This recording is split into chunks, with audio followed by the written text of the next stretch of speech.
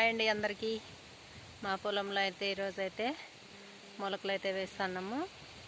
అవేంటంటే వంకాయ, మిరప, బంతిపూల నార అయితే వేస్తున్నాము.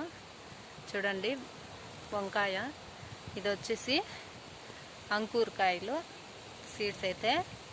మరి రేట్ అయితే ఒక మొలక వచ్చేసి 1 రూపీ పడినాయి. మరి నార అయితే మాత్రం సూపర్గా ఉంది. మీలో కూడా ఎవరికైనా నార కావాలంటే చెప్పండి, ఓకేనా? మిరపనార చూద్దాం. ఇది మిరపనార అన్నమాట.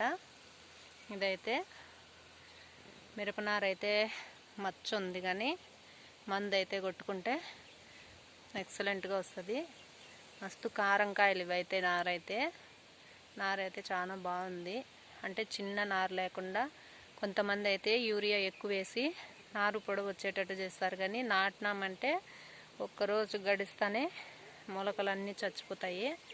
ఈ నార అట్లా లేకుండా నార అయితే బాగా గట్టిగా యాక్టివిటీగా ఉంది. నార అయితే మాత్రం బాగా పొడవుగా బాగుంది. బతుకుతాయి చెట్లు కూడా అట్లనే. ఎట్లా నాటిన చెట్టు అయితే అట్లే బతుకుతుంది. ఇట్లున్నాయంటే మొలకలు అయితే. మరి బంతిపూలు చూద్దాం. బంతిపూలు అన్నమాట.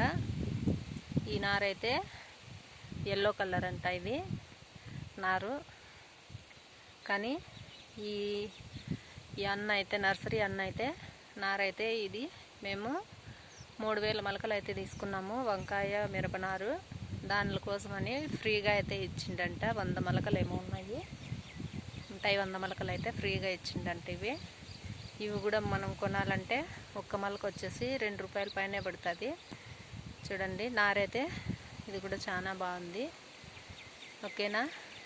ఎందుకు నాటుతున్నామంటే ఇప్పుడు ఈ కార్తెలో నాటుకుంటే మిరప చెట్లకైతే రోగం రాకుండా చెట్లు అయితే బాగా ఎదుగుతాయి అని చెప్పి